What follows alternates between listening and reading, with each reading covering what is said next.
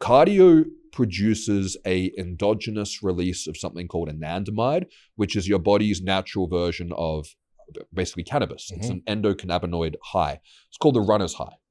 And what you want to do, if you've never done cardio before and it feels horrible, it doesn't mean you shouldn't do cardio. It's like if you've never stretched and you're like, oh, this feels terrible, it means I shouldn't stretch. No, it means you need to do more of it.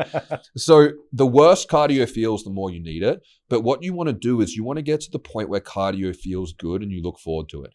That does happen. I never thought it would, but it does happen. If you can get to the point that you can do about 20, 30 minutes of steady state, that's when your body will produce that endocannabinoid high. That's when you get that runner's high where you're like, oh, I could do this forever.